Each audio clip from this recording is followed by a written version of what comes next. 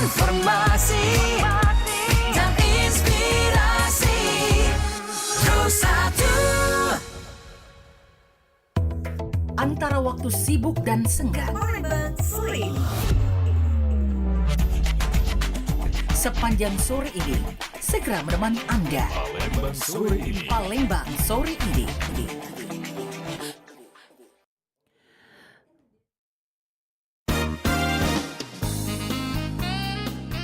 Saatnya Anda ikuti acara Kita Setara, hanya di Pro 1 RRI Palembang.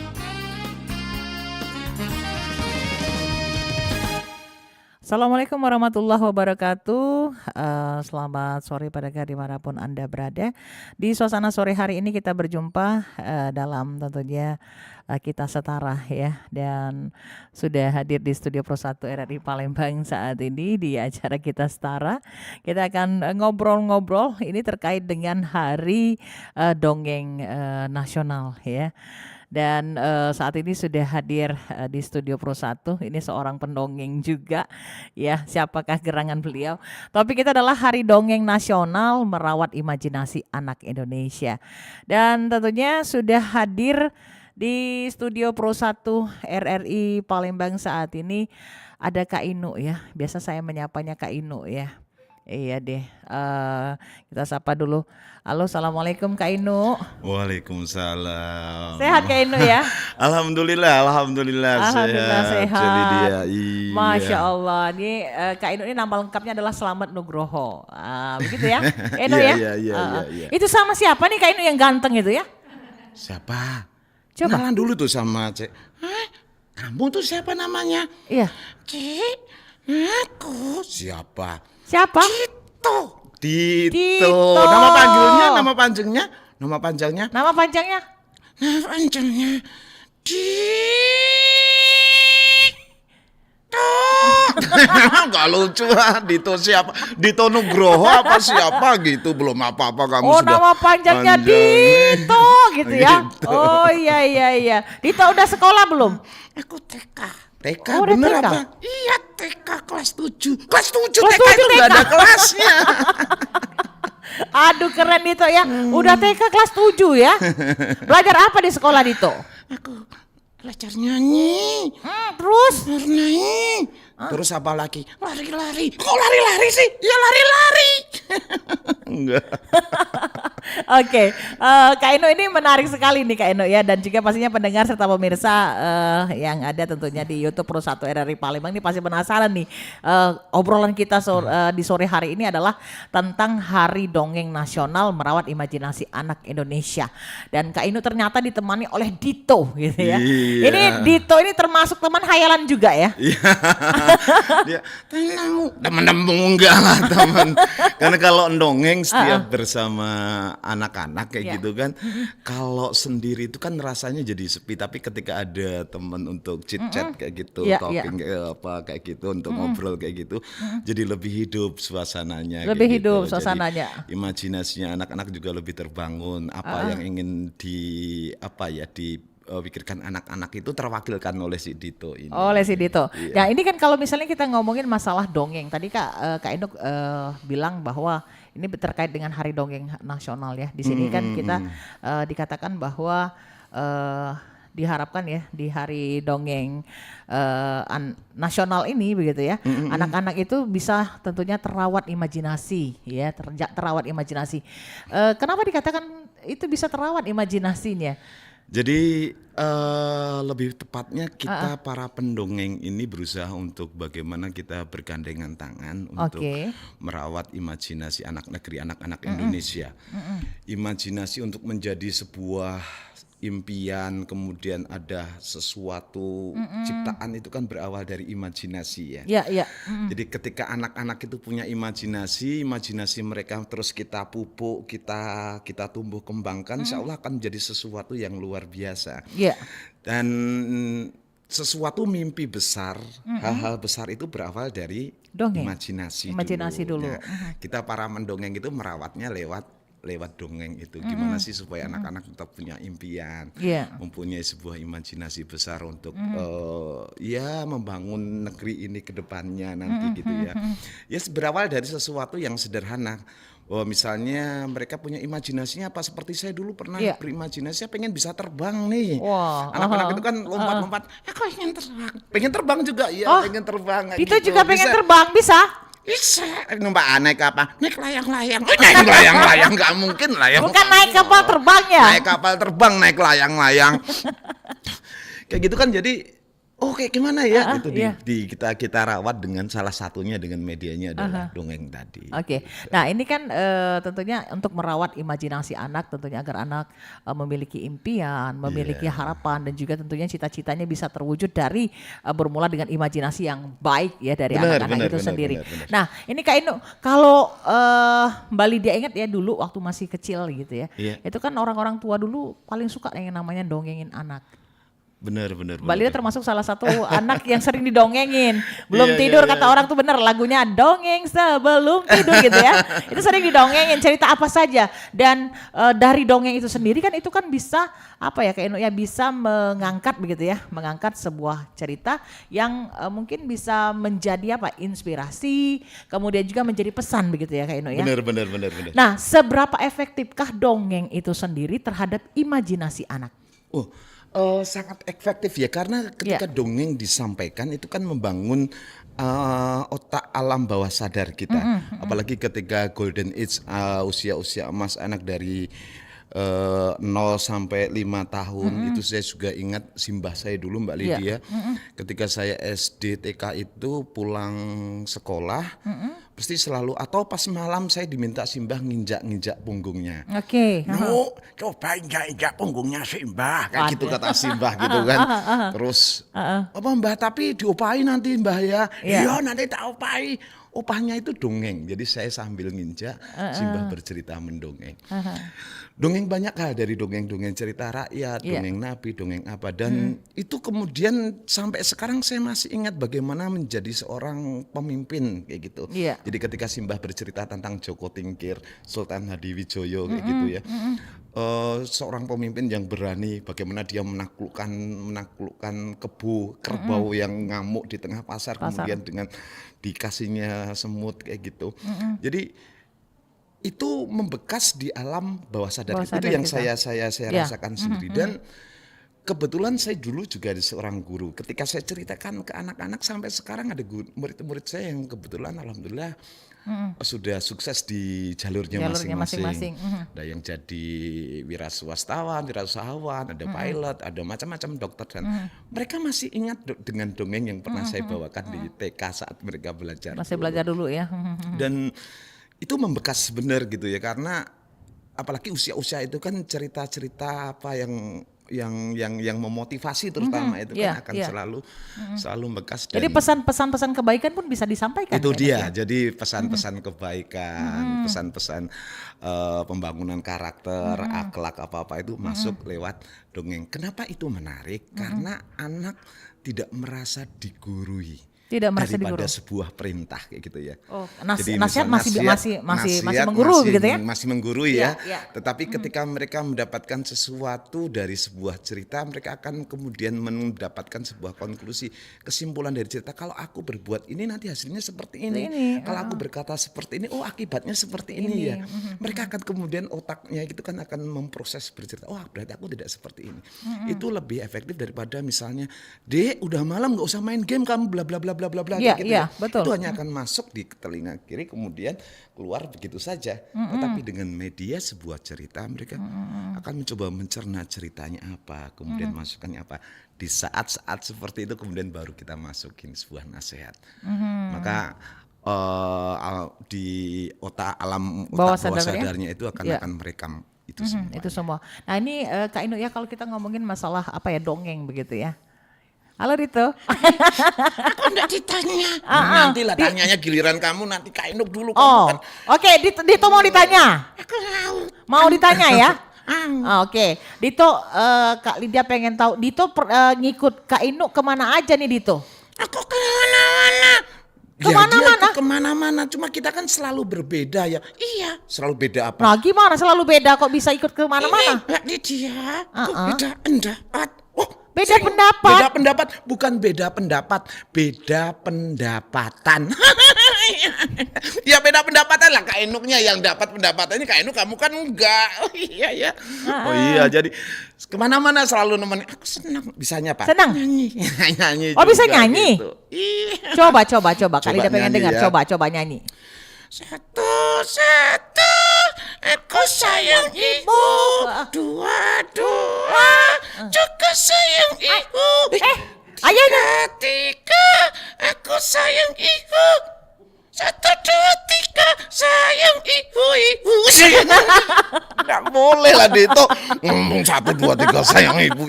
Ini udah besar duluan ini Udah rasanya ya. duluan, kamu tuh anak-anak nggak boleh nyanyi yang seperti Katanya itu. umurnya baru 5 Baru tahun, kelas gitu ya. 7. Oke, nah ini kan menarik. Ini kan merupakan salah satu Dito ini merupakan temannya Kak Inu ketika mungkin bercerita begitu ya, mengajak anak-anak untuk berdongeng begitu ya. Bener. Dan ini menjadi apa salah satu fasilitasi begitu ya. Ya, sebagai sebuah media, Sebuah salah media. satu media, salah satu alat peraga media untuk bercerita. Ah, Gitu. kesulitannya apa nih Kak Inu ketika mungkin bercerita berdongeng kepada anak-anak? Tadi Kak Inu bilang kalau dongengnya sendirian Mbak Lydia untuk bisa membangun apa ya imajinasi anak tuh agak sedikit sulit begitu ya.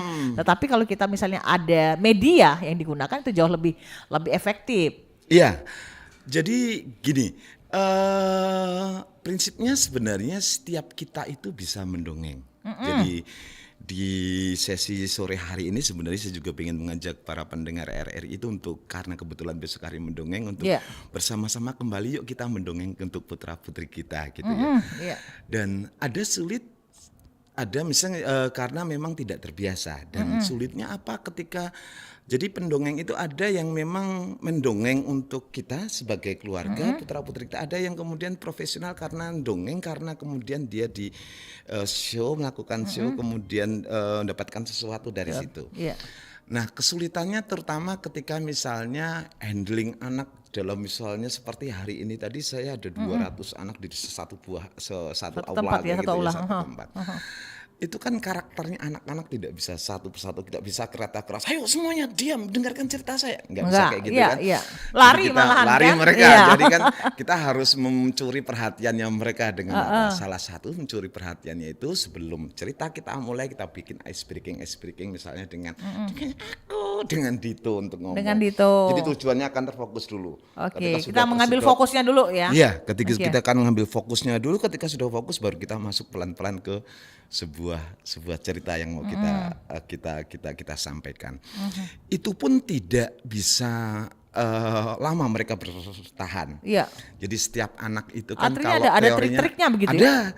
Jadi usia dikalikan 2 itu batas maksimal konsentrasi anak. Misalnya anak umur 4 tahun itu 8 menit pertama dia hanya bisa mendengarkan cerita. 4 kali 2. Setelah itu dia akan melakukan aktivitas entah nyenggol temennya, pengen dapat perhatian dan lain sebagainya. Di saat itu kita masuk di ice breakingnya kita, misalnya ngajak tepuk, ngajak nyanyi, ngajak deklamasi, ngajak gerak sesuatu, sudah fokus lagi, baru kemudian masuk cerita. Baru lanjut lagi. Ya itu misalnya dalam show, dalam ya dan ini mungkin untuk kita keluarga dalam kehidupan sehari-hari, sebenarnya bukan kesulitan, hanya kita ini sekarang sudah karena pengaruh bermacam-macam ini kan kita jadi males untuk bercerita. Anak sendiri saat ini anak-anak itu sudah ya Mbak Lydia mungkin kita saksikan bersama lah, lebih banyak ada gadget, ada TV, ada film, YouTube dan lain sebagainya yang mungkin bagi mereka lebih menarik. Jadi PR-nya adalah bagaimana kita sebagai orang tua, sebagai guru itu menjadi seseorang yang lebih menarik daripada apa yang ditonton oleh anak-anak kita. Dan itu bisa gitu. Jadi tidak mesti misalnya kalau untuk kita sebagai orang tua mendongeng harus kayak profesional, harus suaranya dibenerin kayak gitu, intonasinya harus gitu. Karena pada dasarnya setiap anak itu senang dengan suara orang tuanya. Jadi itu kan membuat bonding, membuat ikatan hati antara kita orang Sama tua anak. dengan sama anak melalui media sebuah cerita. Kayaknya kalau nggak ngerti ceritanya, banyak sekarang buku-buku cerita. Iya. Kita googling saja itu, cari cerita apa saja itu semuanya ada, kita tinggal membacakan ke anak. Yang anak-anak perlukan itu adalah bagaimana dekapan kita, kedekatan emosi kita dengan anak-anak. Ya sisihkan waktu 3-5 menit sebelum mereka tidur. Dek, mau bobo ya? Yuk bunda punya nih cerita baru nih. Kita ya sambil mereka bobo apa-apa itu saya terapkan juga ke anak-anak saya ketika mereka masih balita dulu, dan hasilnya mereka masih ingat juga cerita-cerita dengan yang kita sampaikan sampai saat ini. Nah, kita tahu nih Kak Ino ya, kalau sekarang ini kan mungkin karena kemajuan zaman juga, kemajuan teknologi gitu ya. Kalau dulu kan kalau anak-anak tuh kan ya fokusnya nggak ada yang lain nih, nggak ada yang namanya ke HP gitu ya. Jadi TV juga mungkin cuma beberapa stasiun, satu stasiun gitu kan. Di zaman-zaman kita dulu gitu kan. Nah, artinya ketika orang tua membangun kedekatan itu kan bisa memang sangat dekat. Nah, tetapi kan kalau sekarang ini dengan adanya ada pergeseran. Akhirnya adanya pergeseran apa karakter anak, kemudian juga mungkin kesantunan anak itu sendiri gitu ya. Sehingga ketika orang tua mungkin ingin membangun kedekatan itu kembali Kak Eno, ini kan menjadi tantangan yang luar biasa nih Kak Eno. Benar itu jadi sering kami kampanyekan juga untuk bagaimana kita para orang tua, guru, kemudian menjalin kedekatan anak lewat media cerita. Jadi kesulitannya sebenarnya yang pertama memang kita para orang tua, kita pertama satu, mohon maaf ini kita sendiri adalah orang-orang yang malas kayak gitu. Sudah ada ini malah lebih asik lihat live di itu yang cari HP keranjang gitu ya. di HP itu keranjang orange kayak gitu kan ya. Yang pakai keranjang-keranjang gitu ya. Keranjang gitu kan ya, daripada misalnya lihat sebentar saja nyisikan waktu untuk itu. Karena memang perkembangan itu mau enggak mau memang sudah dihadapkan seperti itu. Jadi yang maunya ya kita paksakan. Kita paksakan. Sebenarnya aktivitas ya pakai gadget enggak apa-apa, karena ada juga cerita-cerita yang bisa dibacakan dengan putra-putri kita dalam gadget kayak gitu ya. Dalam HP kita ada aplikasi-aplikasi banyak sekali yang dulu saya pernah juga membuat aplikasi untuk sebagai konten kreator, ngisi di aplikasi tersebut cerita-cerita yang bisa dibacakan oleh anak bersama-sama dengan anak gitu. Jadi itu akan lebih ini. Jadi main penggunaan gadgetnya tetap, tapi anak-anak merasa pakai itu, merasa dekat dengan orang tuanya, sehingga mereka akan merasa oh ada mama di samping aku, enggak sudahlah main dewek ke sana lah, pakai HP kamu nak cari apa sudah. Yang sering di lingkungan kami, di kampung kami itu sering saya lihat seperti itu. Nah ini kan menjadi sebuah sesuatu yang sangat miris sekali ketika kumpulnya sama orang tua, kumpulnya sama keluarga, tapi pada sibuk dengan HP masing-masing ya. Bener. Itu kayaknya benar-benar memperhatikan Kak Inu ya ngobrolnya. Iya, Kak Inu itu setiapnya ya selalu dongeng ke aku. Kalau Kak Lydia pengen tahu nih sama Dito ya, kalau Kak Inu dongengin Dito dongengin apa sih? Kita sukanya dongeng apa? Dongeng gajah yang lucu. Hai gajah yang lucu. Enggak. Bohong, kamu enggak pernah dongeng gajah yang lucu. Iya. Memang gajah ada apanya? Ada itunya. Apanya? Ekor di mana? Di hidung. Itu belalai. Itu ekor di hidung. Ekornya di hidung gitu ya. Nah, ini kan Kak Ino kan apa yang Kak Ino tentunya tampilkan ini ya. Ini kan kita kan disiarkan juga melalui YouTube Pro 1 RRI Palembang gitu ya. Ini kan yang Kak Ino tampilkan adalah sebuah media. Dia itu merupakan sebuah media untuk Kak Ino bisa menjalin kedekatan nih dengan tentunya audiens, dengan tentunya anak-anak yang mendengarkan ceritanya Kak Ino gitu ya. Nah, ini kan Kak Ino dengan jadi dua karakter nih. Ya, tapi kalau dongeng kan ada beragam karakter ya. Jadi saya bermain dengan bermacam-macam ini kesulitan, karakter. ada kesulitan nggak nih Kak Eno? Oh, di awal-awal tentu ada ya. Misalnya ini jadi raja, ini bawang merah, bawang putih gitu. Pasti kayak gitu, membagi suaranya tadi sebenarnya suara. Aku tadi jadi kakek. Tiba-tiba menjadi, bagaimana kakek? Aku menunggu kakek. Tiba-tiba menjadi seorang anak kayak gitu. Tiba-tiba lagi menjadi. Sudah ku bilang, kakek itu tidak mampu melakukannya. Jadi seorang yang itu kan, memilih-milih itu pada konsentrasi sebenarnya. Tetapi gini, ada triknya. Kalau misalnya untuk anak-anak yang usia-usia 5-6 tahun TK katakan seperti itu, saya tidak akan bawa tokoh-tokoh yang banyak, maksimal cuma 4. Cuma 4 tokoh. 4, 5 itu sudah dengan yang lainnya. toh misalnya ada karakter-karakter itu karakter-karakter terlengkap, misalnya kayak suara orang-orang kemudian muncul atau makhluk-makhluk lain yang muncul seperti itu. Dibagi suara, bagi karakter, nanti bagi emosi, emosinya terutama di emosi perasaan itu yang kadang-kadang nguras. Misalnya dari sang raja yang tiba-tiba sedih, tiba-tiba dalam satu scene ini adegan lebih dekat tiba-tiba harus jadi prajurit yang garang kayak gitu ya. Itu kan harus ganti. Iya, itu kan emosi. Ya, langsung kayaknya set kayak gitu. ngubahnya tuh kan gimana gitu kan. Gitu, itu kesulitan yang kalau mungkin yang bagi yang awam ya gitu ya itu sulit luar biasa tuh. Sering jadi pertanyaan ketika ngisi workshop, gimana bagi-baginya? Ya latihan sih ya, kalau saya dulu memang latihan, trial error, coba nanti gagal, coba lagi, coba sampai menemukan sesuatu yang pas style saya dongengnya itu seperti apa sih, karakter dongeng saya itu seperti apa sih. Kayak ditahan gitu. Kak Ino, ini kayaknya sudah ada yang ingin gabung ya, silakan gitu. saja di line telepon 0711 369 977. Halo, assalamualaikum.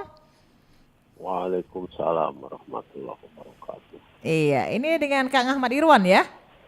Iya betul. Baik, silakan Akang, ini mau bertanya dengan narasumber kita ada Kak Inu sama Dito ya. Selamat sore ya Kang. Iya, siang kembali. Selamat sore Kak Inu. Iya, selamat sore juga. Silakan Akang. Ini kayaknya barusan sama menanggapi dengan berbagai macam suara itu yang ditampilkan. Iya.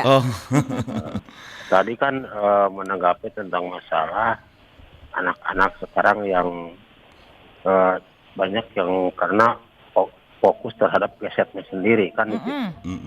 Beda dengan anak saya zaman dulu, tidak seperti itu kan. Nah, palingnya main tradisional, main ini paling juga kalau orang tua saya menceritakan dongeng, dongeng Sangkuriang, dongeng si Kabayan kan seperti itu. Orang saya ingat kan itu. Jadi diceritakan si Kabayannya itu. Tapi kan kalau sekarang anak sekarang langsung dari gadgetnya sendirinya. Jadi termasuk saya juga belajar karena saya tidak satu rumah dengan di rumah sendiri itu kan anak-anak pada jauh pada ditinggal sama ibunya masing-masing, hanya lewat memantau lewat handphone saja kan, lewat video call bagaimana perkembangan anak ini. Jadi selalu dipantau itu kan supaya anak itu jangan bisa diusahakan jangan sampai fokus terhadap gadgetnya. Diusahakan diceritakan tadi dongeng tadi cerita-cerita yang tadi itu kalau bisa kan. Kalau saya dengar pasti diberi cerita karena cadul juga sama orang tua itu dikasih cerita-cerita tentang si Kabayan dan Sangkuriang. Nah, bagaimana buat Kak Inu? Dan rekan singkat saya hanya memantau kebanyakan lewat handphone. Tapi jarang ketemu juga. Yang dekat sering ketemu karena anak-anak saya yang bersebaran ada di 4 provinsi karena ibunya juga masing-masing beda-beda. Terima kasih. Oke, baik. Terima kasih Kang Ahmad Irwan. Jadi Kang Ahmad Irwan ini adalah salah satu pendengar setia kita dari Bandung Timur. Jadi beliau ini menceritakan bahwa beliau ini punya istri gitu dan pisah gitu ya. Jadi pisah. Jadi anak-anaknya rata-rata itu semuanya ikut istri. Jadi beliau memantau perkembangan anaknya itu melalui handphone, melalui video call. Nah ini apakah memungkinkan kalau seandainya mungkin dengan berdongeng seperti itu begitu kan untuk bisa membangun kedekatan, ini gimana nih Kak Inu? Baik Kang Irawan, Masya Allah luar biasa ini. Ini salut, ini jauh tapi masih ada perhatian sama putra-putrinya gitu ya. Kang Irawan, saya pernah punya pengalaman sama nih dengan Kang Irawan. Jadi Kang Ahmad Irwan ya? Ahmad Irwan ya, Kang Ahmad Irwan. Saya lagi ada di Jakarta waktu itu 2 tahun yang lalu kebetulan saya dapat sebuah pekerjaan lah di Jakarta. Saya stay di Jakarta hampir 3 tahun. Kemudian anak saya yang bungsu si Elang ini masih TK. Jadi saya harus berjauhan. Elang sama bundanya di Palembang, saya di Jakarta mengais rezeki untuk itu. Nah, apa yang saya lakukan? Saya masih sempat bercerita mendongeng pada Elang karena memang ada sekarang kita difasilitasi dengan media WhatsApp gitu ya. Jadi WhatsApp live gitu kan, video kita kan bisa bercerita langsung. Bercerita langsung, betul. Saya dongeng langsung dengan putra saya tersebut. Saya dongeng sebelum gitu. Ya awalnya jadi ngobrol dulu Gimana Elang hari ini gimana sekolahnya, ketemu sama siapa saja, Bapak gitu kan.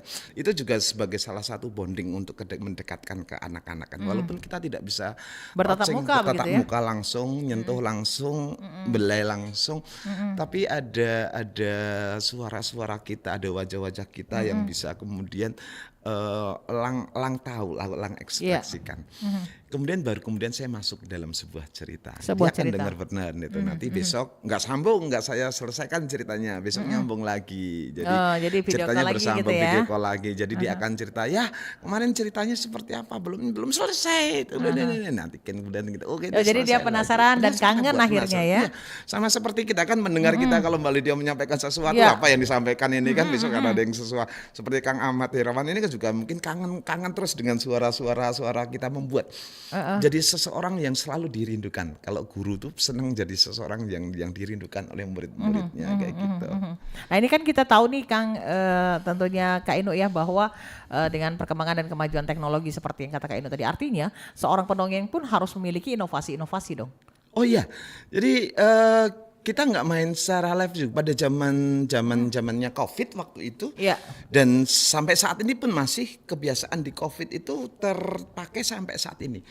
Di COVID ya kita nggak ada acara apa-apa, nggak ada orang bikin acara live kemudian kita bisa main off air kayak gitu depan ribuan anak-anak itu kan nggak mungkin.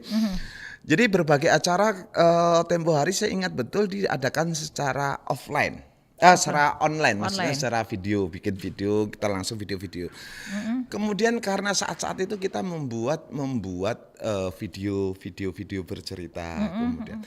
Nah, kebiasaan itu terjadi sampai sekarang. Seperti baru-baru ini sebulan yang lalu saya menyelesaikan sebuah proyek bersama Kementerian Pendidikan, itu di Badan Bahasa Pemodernan Karya Sastra.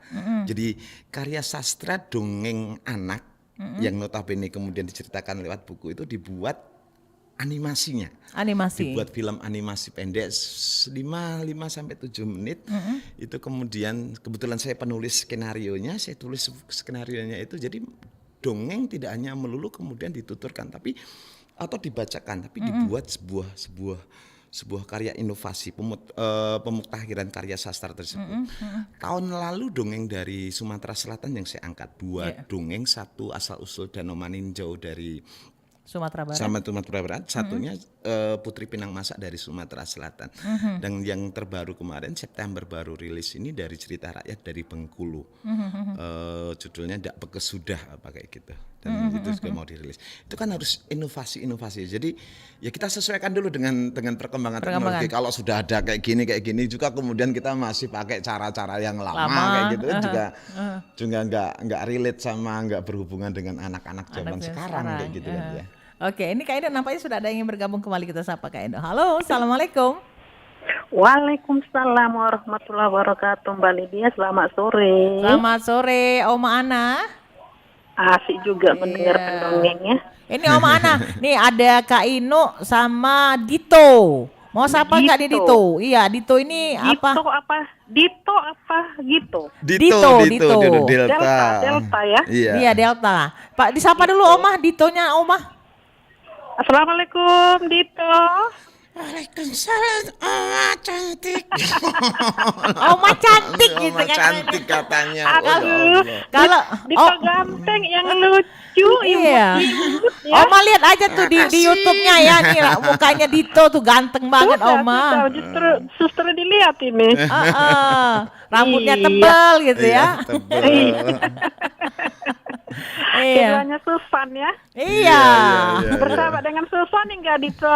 Aku temannya Susan. Iya. Jadi kebetulan satu komunitas dulu dengan dia. Nyanyi dulu dong lagunya Susan. Susan, kalau gede jadi istri Dito. Kalau lagu Dito seperti apa? Aku nggak punya lagu. Belum. Nanti kamu juga punya lagu, nanti dibuatkan lagu sama produser di luar sana. Oh iya, tapi Dito belagu ya? Belagu. Bukan bernyanyi, belagu ya. Oke, Oma silakan Oma. Apa yang mau ditanyain? Terima kasih Mbak Lydia. Assalamualaikum Pak Waalaikumsalam, Mbak Induk, Ya, Induk, ya, iya, Kak Induk, Oma. ya. Selamat sore ya Pak ya. Iya, Ya. selamat sore. Mau bertanya Pak, kenapa sih Pak memilih jadi seorang pendongeng? Itu yang Kenapa pertama. pilih jadi pendongeng? Iya. Waduh, Yang kedua, pertanyaannya Pak. beratin. Iya, iya, ya, Oma. Ya, boleh ya? Boleh, boleh, Oma, Soalnya dengan senang hati. Ada 3 pertanyaan. Oh, ini. boleh, Oma. Yang kedua, adakah suka-dukanya jadi pendongeng? Oke. Ya. Yang ketiga, pernahkah salah menempatkan gaya bahasa? Tadinya mau bahasa nenek-nenek jadi ibu-ibu gitu iya, ya. iya, oke. Jadi tadinya mau bahasa Salah karakternya bapak-bapak gitu ya. jadi Iya, anak-anak iya. gitu. Oke. Pernahkah? Ya, ya, Oma, saya Minta jawabnya. tolongnya, Pak Ito, ya. Oke, Baik, Oma. Biar kita yang dengar ini semangat gitu. Kalau bisa Pak itu dong dibikin lagu dong untuk Dito ya. Nah, iya, Oke, Dito harus terima bikin kasih, lagu, Oma. ya. Nanti aku buatkan Terima kasih atas lagu. penjelasannya. Terima kasih Mbak Lydia. Assalamualaikum warahmatullahi wabarakatuh. Waalaikumsalam warahmatullahi Waalaikumsalam wabarakatuh. warahmatullahi Oma wabarakatuh. Ana di Prabu. Mulih nih Dito, jauh ya juga Oma Ana ya. Tadi satu. Iya, iya, dadah. Oke, silakan Kak Inu nih jawabannya. Baik, yang pertama jadi pendongeng Ya, ya. kenapa jadi pendongeng Oke. pilihannya? Kenapa pilihannya jadi pendongeng? Jadi gini Oma, saya berangkat besar waktu itu dari dunia panggung. Dari dunia sebenarnya. panggung. Saya besar di teater, dari SMP itu saya sudah main. Kebetulan saya dari Jogja nih. Oke. Saya hijrah ke kota Palembang itu 2005. Jadi di awal-awal dulu saya bermain teater. Teater. Kemudian lebih pada pengen membuktikan ke orang tua. Saya pengen kuliah di seni tapi tidak boleh sama orang tua. Oke. Akhirnya larinya ke sastra yang mirip-mirip masih seni lah Seni ya. masih gitu. Memang udah jiwanya gitu ya? Jiwanya karena Ya. dari kecil kayak gitu, dari kecil sudah dekat dengan kayak gitu. Ya sebenarnya pengen pembuktian saja bahwa saya bisa hidup loh dari seni kayak gitu. Oke. Sampai pada momen tahun 2000 lah 2002 ada seorang guru, ada lowongan pekerjaan di Solo itu dibutuhkan seorang guru dongeng. Guru dongeng. Jadi saya melamar di situ, masih udah lulus sekolah dari sastra di Solo. Saya ngelamar lah kok diterima gitu karena jadi awalnya memang karena kecelakaan saja saya nyebur nyoba coba. Kecelakaan yang menjanjikan Iya. ini ya. Akhirnya jadi guru dongeng. Iya. Jadi di Solo 2002 sampai 2005 saya jadi guru dongeng. Iya, iya. Secara profesional memang tahun 2002 itu. Dan ternyata tidak hanya jadi guru dongengnya, saya juga guru gitu ya. Iya, iya. Sampai akhirnya kemudian ada tawaran mau nggak dongeng jadi guru dongeng di Palembang. Saya bilang waktu itu memang belum banyak pendongeng-pendongeng di Palembang seperti sekarang ini. Ya sudah bismillah saya berangkat ke Palembang. Akhirnya ya hidup dari dongeng ya. gitu. 2015 saya resign dari sekolah tempat saya awal masuk di Palembang itu. Secara total akhirnya kemudian saya tidak jadi guru, tidak. Lalu dulu masih guru, masih pendongeng. 2015 saya memang full kemudian hidupnya memang hidup dari dongeng. Oke. Kalau suka dukanya ya banyak. Ya. Sukanya pasti kan kalau dapat panggilan ya, maksudnya dapat panggilan dari institusi, dari perusahaan besar untuk ngisi acaranya gitu kan bahagia banget. Tapi lebih dari itu Mbak Lydia, lebih dari yang sifatnya materi tadi, kebahagiaan kita sebenarnya adalah ketika menyampaikan cerita dongeng anak-anak kemudian dengan kusuk mendengarkan dongeng kita dan kemudian mereka bahagia mendengar bahagia melihat pentas kita itu nggak bisa dibayar dengan apa-apa, benar. Kepuasan jadi itu tidak bisa batin, kepuasan yang kita mendengarkan tawanya mereka, riuhnya, candanya mereka gemesnya sama Dito itu nggak terbayarkan. Itu yang membuat kita bahagia. Senang. Dukanya ya pasti ada dukanya kalau memang tapi selama ini banyak senangnya. Dukanya tuh kalau ya pas sepi job kayak gitulah ya, karena sekarang memang hidupnya kan memang full dari dongeng. Kalau dulu masih punya kantor kita ini kan ya, masih ada punya slip gaji, masih punya NPWP, ada income lain lah gitu kayak ya. gitulah ya. Tapi sekarang kan memang hidupnya fokus dari situ, di situ. fokus di situ. Jadi ya disyukuri segala sesuatunya. Dan Kalau tadi pertanyaan selanjutnya, apakah pernah? Itu pernah di awal-awal pasti pernah. Kita kan keselip lidah kita tadi pas mainnya harusnya jadi raja, ini kok tiba-tiba jadi kakek gitu, sering kali. Seperti misalnya lagi ngomong ini Dito, tiba-tiba ngomongnya kok jadi oh ya kakek mana? Aku kan punya beberapa tokoh boneka nih, selain Dito ada Mbah Jarwo, ada si Cika, kayak gitu kan. Beberapa ketika misalnya lagi nggak sadar tiba-tiba kenapa? Jadi suaranya jadi suara loh, kok jadi suaranya Mbah Jarwo itu juga beberapa kali. Tadi jadi lucu juga ya? Jadi lucu itu yang malah jadi improve. Oke, nampaknya ini gitu. sudah ada yang ingin bergabung kembali, kita sapa. Iya. Halo, assalamualaikum. Oke, terputus, silakan dicoba kembali di line telepon 0711 36 9977 untuk bergabung. Halo, assalamualaikum. Waalaikumsalam warahmatullahi wabarakatuh. Iya, silakan Bu Ali balik papan nih untuk bertanya nih ya. Suara saya jelas Mbak Ali dia. Jelas, alhamdulillah Bu Ali. Bu Ali sapa dulu dong Ditonya Bu Ali. Siapa Dito? Iya Dito ini. Assalamualaikum Dito. Waalaikumsalam. Dito mau jadi dokter ya, tadi kok dengar suara. Dito mau jadi apa besarnya? Mau jadi dokter. Kenapa? Aku sangkut disontek. Mau jadinya Terus apa Dito kemudian? pengen jadi apa dong? Aku mau jadi apa? Jadi lelaki hebat. Oh, jadi lelaki hebat. Lelaki hebat. Iya. Tapi kan tetap gini Dito. Tapi ingat sinau belajar dan ora pareng nakal. Iya tuh ngurap pareng nakal Dito nggak mau Tak nakal. jewer kupingnya. Nanti dijewer kupingnya itu ya. Ya sudah nggak mau. Suara saya Dito. Suara ibu guru di Balikpapan gimana? Suara ibu guru terdengar gimana nih sekarang di balik papan nih? Bagus suaranya ya, tuh ada ibu guru dari jauh. Dari balik Balik Kayak papan. piring pecah ya. Enggak Bu Guru. Selamat dari guru Bu ya. Iya. Nggak ada yang mau ditanya gitu. Jadi Oke. penasaran aja, pengen jumpa darat nih Mbak Lydia. Iya. Ini bisa dilihat dari YouTube Pro 1 nih, wajah Boleh, Dito boleh, ganteng boleh. banget Iya, nih iya, ya. iya, Iya deh, saya pengen menyapa aja. Oke. Semoga cita-citanya tercapai Dito ya. Amin. Assalamualaikum warahmatullahi wabarakatuh. Waalaikumsalam. Waalaikumsalam.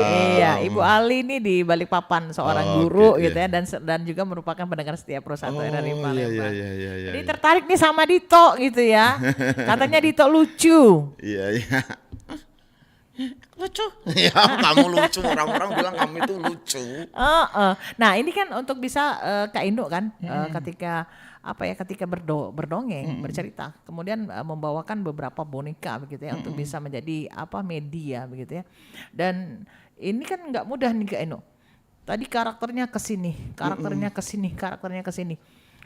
Untuk bisa jadi konsentrasi pada masing-masing karakter itu gimana sih Kak Indo? Aduh gimana ya Iya. sampai sekarang. Biar bisa diterapin juga nih ke anak-anak ke rumah Nggak, gitu ya. Gini, kalau untuk main bonekanya itu Iya, biasanya Ditonya nggak masuk dalam sebuah cerita. Oh, Dito nggak Jadi, masuk dalam cerita. Oke. Sesekali saja misalnya ketika saya cerita sama Dito terus dia nimpal-nimpali kayak gitu. Yang sering saya lakukan itu karena Dito lebih pada ke membuka acara atau ice breaking. Ice breakingnya. Jadi sebenarnya mendongeng itu tidak mesti harus dengan boneka. Oke. Jadi kalau main seni bonekanya di sini sebenarnya ventriloquism. Jadi seni suara perut ketika bermain dengan Dito gitu ya. Jadi itu seni suara perut seperti kalau yang sudah itu ada Ria Enes, ada Gatot Sunyoto, seniornya itu Pak Kak Seto juga beberapa si Komo gitu ya. Kayak gitu kan ya.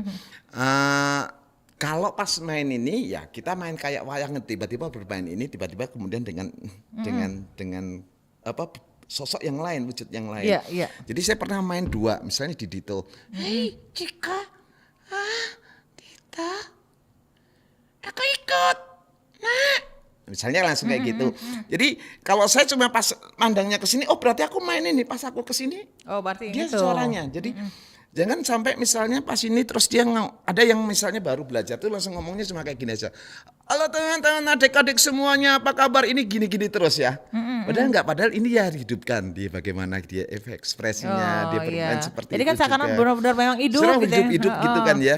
Jadi enggak hanya kemudian kalau yang memang lagi belajar atau ibu guru kalau di lomba itu bacanya itu adik-adik semuanya apa kabar, jadi masuk gini aja terus. Padahal enggak. Jadi pas ini kita lihat ke sana, kemudian lihat ke sini. Jadi artinya bahasa ekspresinya pun dapat gitu. Oh ya harus nanti dapat di situ.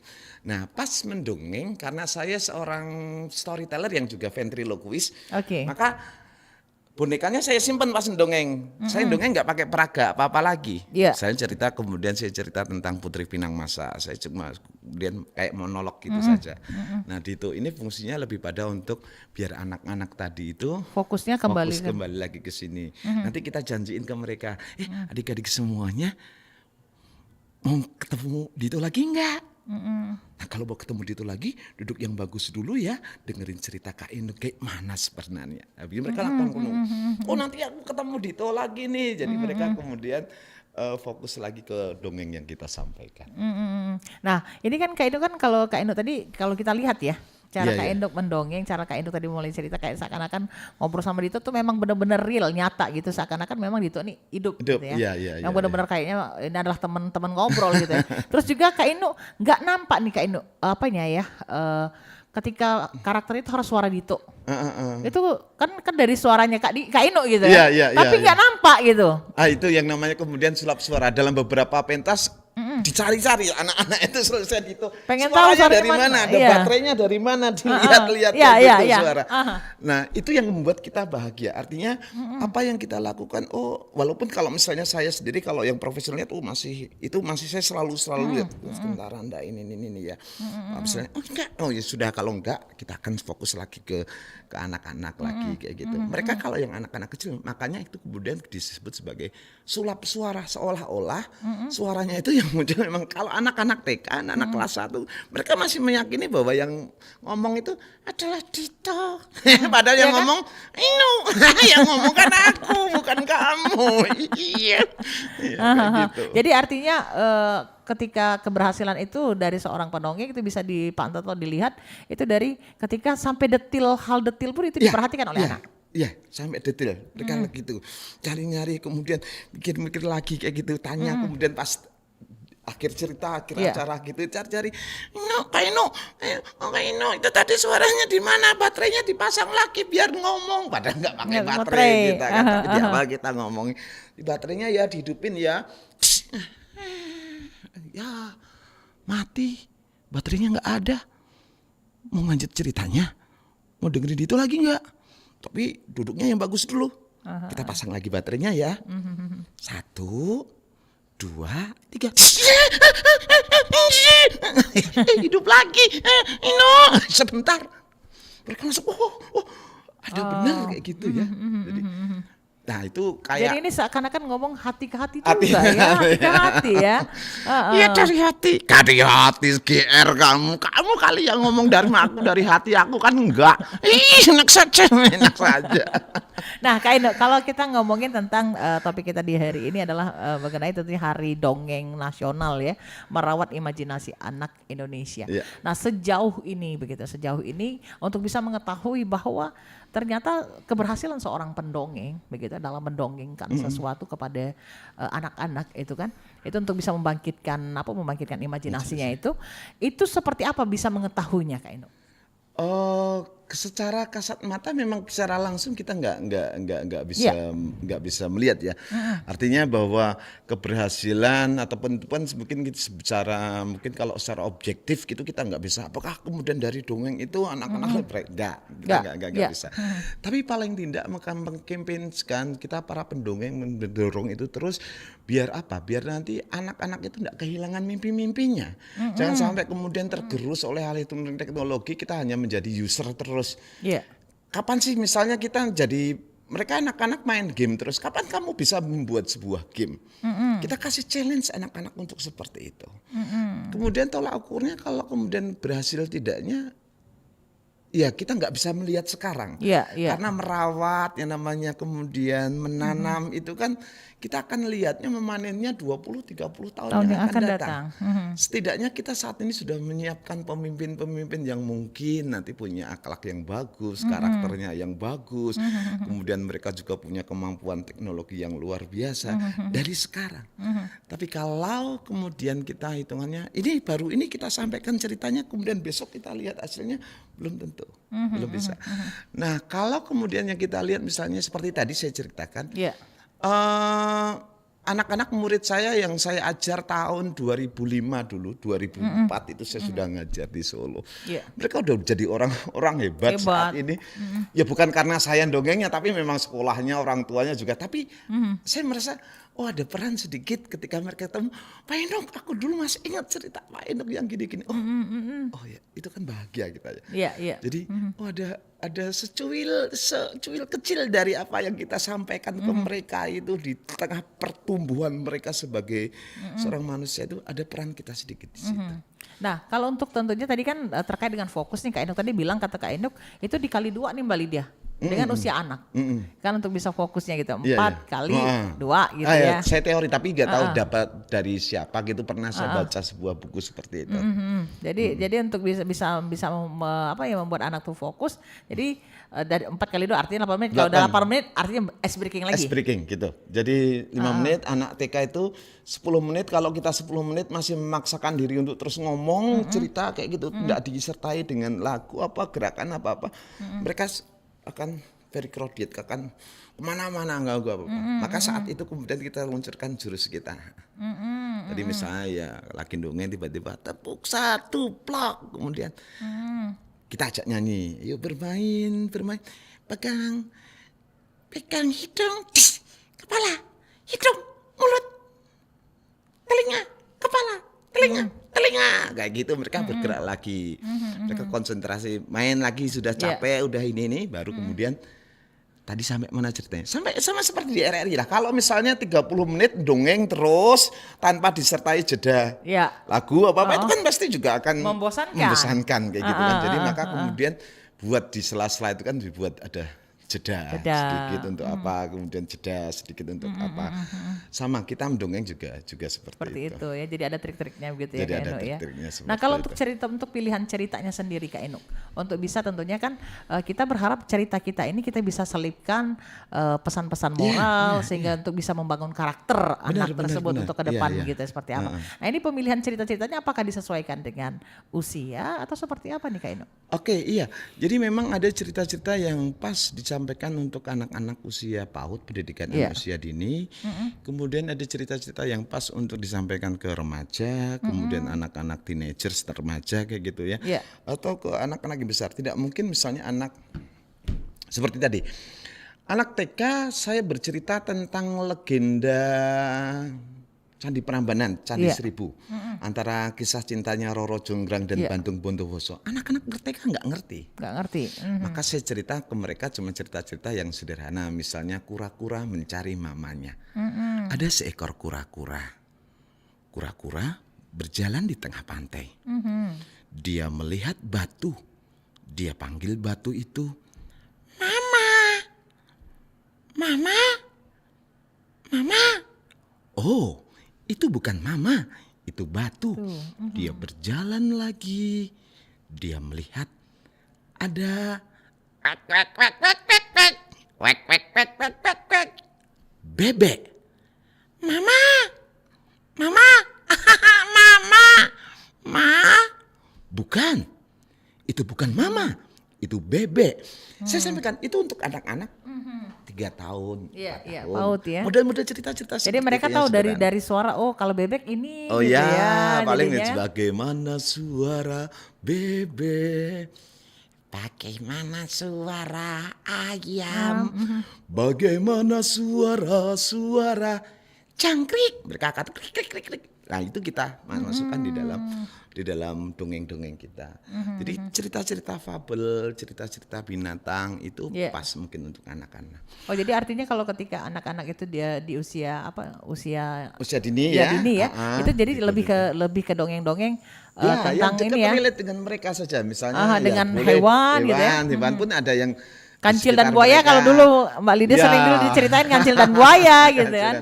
Kan banyak kita cerita-cerita itu bisa kita create sendiri kayak gitu. Seperti hari ini tadi saya di sebuah TK di Palembang ini saya cerita tentang kata yang pengen jadi kerbau gitu ya, kata sombong dia membesarkan badan. Itu untuk anak-anak yang preschoolnya. Anak-anak yang TK yang lebih besarnya tadi saya cerita tentang seorang anak yang ini balik ke mereka sendiri, saya create cerita. Jadi ada kasus anak yang belum bisa mandiri pakai baju sendiri, kemudian saya jadikan sebuah dongeng, anaknya pengen bisa ada lomba di sekolah, pengen pakai baju. Tapi nggak bisa, sampai akhirnya nggak bisa lagi, coba nggak bisa lagi. Terus dia lihat semut jatuh ke gelas, tapi akhirnya semut itu bisa keluar, dia termotivasi dari semut tadi. Jadi dongeng-dongeng itu kita bawakan yang relate berhubungan sama anak-anak. Sama anak itu sendiri. Nah anak-anak yang SD misalnya kelas 4, 5, 6 itu kan senang, mereka sudah senang boleh berpetualang, senang mulai ada musuh, ada antagonis, itu cerita-cerita petualangan, cerita-cerita ini. Udah ke situ ya Udah ceritanya. Jadi sudah ada tokoh antagonisnya. Nah, cerita-cerita legenda sudah masuk, misalnya antara si Pahit Lidah sama si Mata Empat, mereka sudah ngerti, gak apa-apa udah kita tahu sampaikan yang baik mana, baik dan buruk ya gitu ya. Mana, yang jahatnya seperti apa, protagonis gitu. dan antagonis kayak gitu. Jadi Kak ini pernah kalau untuk dongengnya sendiri, artinya kan kalau seorang pendongeng itu nggak habis ya dengan dongeng begitu ya, dongengnya banyak sekali pasti. Atau mungkin ada dongeng-dongeng yang mungkin diciptakan sendiri oleh Kak Ainuk. Iya, saya buat banyak dongeng yang saya ciptakan. Lalu kebetulan saya pas di Jakarta itu kan saya bekerja di sebuah aplikasi di Ruang Guru lah ya, saya sebut nggak apa-apa. Itu saya buat cerita-cerita untuk cerita-cerita pendidikan karakter. Jadi karena itu ada di aplikasi, ceritanya harus cerita yang memang kemudian copyrightnya dari kita, nggak bisa kita ngambil dari yang lain. Jadi ceritanya kita create sendiri. Saya buat banyak sekali cerita-cerita di situ. Saya nulis cerita, kemudian saya sampaikan cerita-cerita tersebut gitu.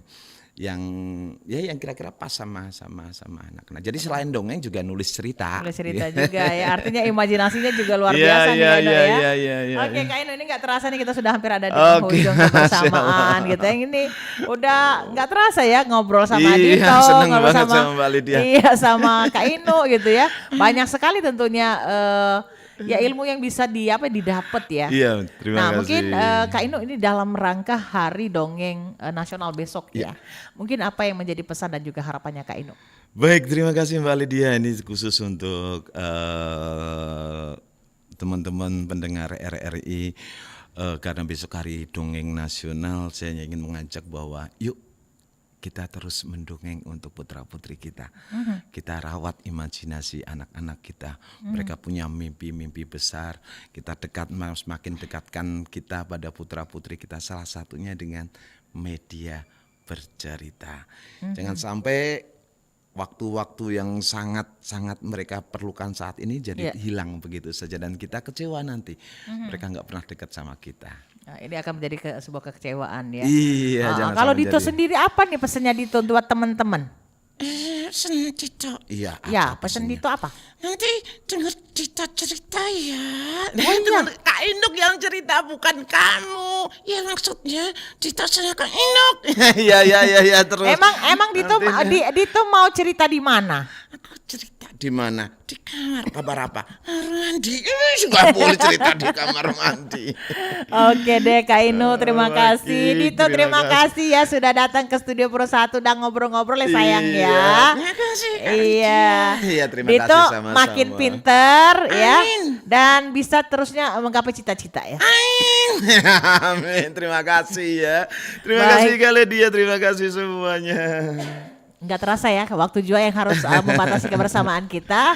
Tentunya ada pepatah bijak yang mengatakan ya, tak ada gading yang tak retak, tak ada manusia yang tanpa kesalahan. Jikalau pedang lukai tubuh pastikan ada harapan sembuh. Namun jikalau lidah lukai hati kemanakah gerangan obat Anda cari. Kita akhiri dengan wassalamualaikum warahmatullahi wabarakatuh.